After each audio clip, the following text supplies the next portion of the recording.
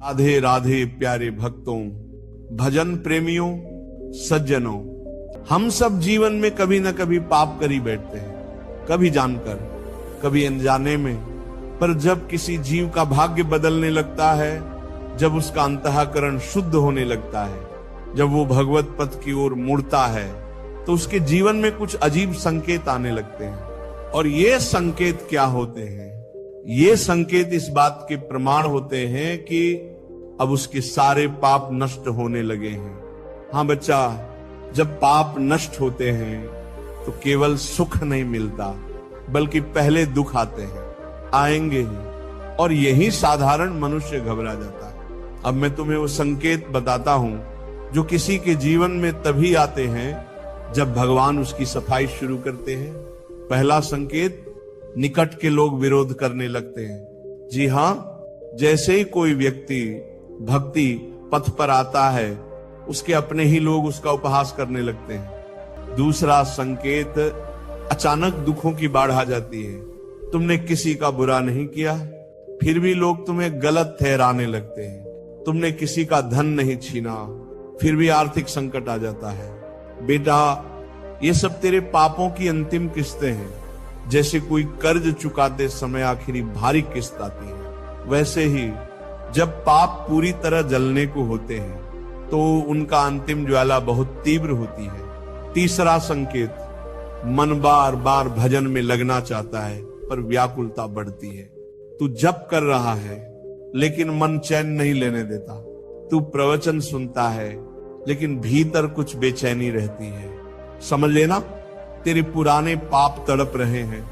वो चाहते हैं तू फिर उसी कीचड़ में लौट जाए, पर तू डटा रहे, बस डटा रहे। और जब तू डट जाएगा, एक दिन ऐसा आएगा कि वो सारी बेचैनी, वो सारी पीड़ा सब शांत हो जाएगी।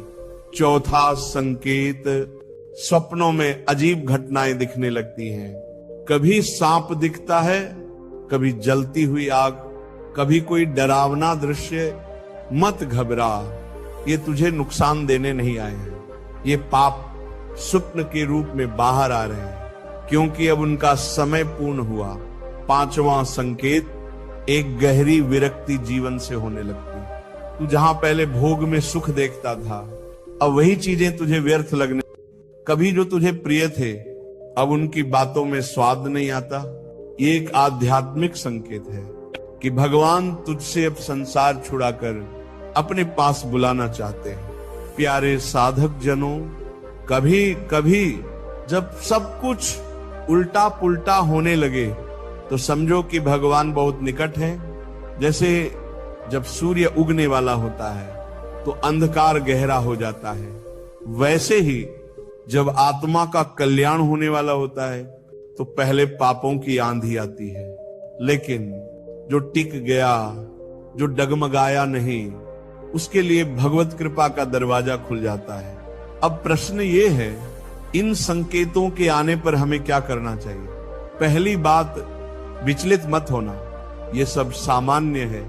दूसरी बात, हर दिन नियम से नाम जप करना है। जिसे तुम साधारण नाम समझते हो, वही नाम पापों को भस्म करता है। गायत्री मंत्र नहीं, कोई यंत्र नहीं, बल्कि भगवान का सीधा नाम, राम, कृष्ण, राधे, नारायण, ये वो अग्नि है जिसमें जीवन भर के पाप जल सकते हैं। तीसरी बात, गुरु कृपा से जुड़े रहो। गुरु की छाया में बैठा शिष्य कभी भी अंधकार में नहीं गिरता। जब संकट आए तो मत दौड़ो इधर उधर, बस शरण में आ जाओ, गुरु को पकड़ लो, नाम को पकड़ लो, हरि कथा को पकड़ लो। भक्तों, पापों का जलना सुखद नहीं होता पर आवश्यक होता है, क्योंकि बिना पापों के विनाश के प्रभु दर्शन संभव नहीं। जैसे बिना मैल उतारे कपड़ा शुद्ध नहीं होता, वैसे ही बिना पापों के जले आत्मा निर्मल नहीं होती। इसलिए अगर तुम्हारे जीवन में ये संकेत आने लगे हैं तो आनंद मनाओ, मत घबराओ, मत रुक जाओ। समझो, भगवान तुम्हारे निकट है। पापों के अंधकार के बाद ही प्रेम का प्रकाश प्रकट होता है।